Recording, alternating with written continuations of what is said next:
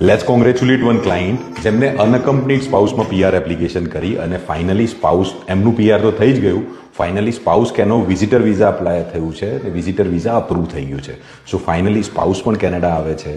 સો જે primary applicant હતા જેમને અમે લોકો પહેલાં પીઆર એપ્લિકેશન કરેલી એમનું પીઆર પતી ગયું અનકમ્પનીડ સ્પાઉસમાં હવે સ્પાઉસ કેનેડા આવે છે on visitor. Let's congratulate the client and give them a good news.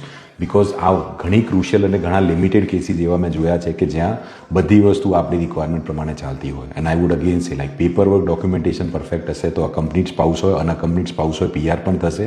આગળ તમારા સ્પાઉસને પણ બોલાવવા હોય તો that is possible. Strategize your immigration goals in a right way and let's congratulate this one. Hi Nilima, કેમ છો? બસ સારું. અરે આપણા સલમાનના કેસમાં બહુ મોટો લોચો થયો છે. કેમ શું થયું? હવે બીજી વાર આપણે નહીં કરી શકીએ એની વિઝિટર એપ્લિકેશન. મતલબ વિઝિટર આવી ગયા, કોંગ્રેચ્યુલેશન્સ. એકવાર વિઝા આવી જાય પછી બીજી વાર આઈઆરસીસી કેવી રીતે વિઝા આપે? એકચ્યુઅલી હું જોબ પર છું અને it's too busy and I was like હું ડરી ગઈ તમારો મિસ કોલ આવ્યો હતો. Thank you so much. So congratulations, finally spouse આવે છે કેનેડા અને બસ આવશે પછી આગળ. પાસપોર્ટ યુએસમાં જ સબમિટ કરવું પડશે રાઈટ? હા, યુએસમાં જ કરવું પડશે સબમિટ પાસપોર્ટ. ઓકે, એટલે આપણે કેનેડા એમ્બેસીમાં એટલે ક્યાં કરવાનું? એ હું ટીમને મોકલીશ એટલે ટીમને કહું છું તમને ઇન્સ્ટ્રક્શન પણ મોકલી આપશે ક્યાં પાસપોર્ટ મૂકવાનો છે. Near by visa application centre પર પાસપોર્ટ મોકલવાનો. સ્ટેમ્પિંગ થઈને અઠવાડિયામાં આવી જશે. સો ક્યારે બોલાવજો હવે સલમાનને? એકચ્યુઅલી તો મને કાલે કામ હતું એનું.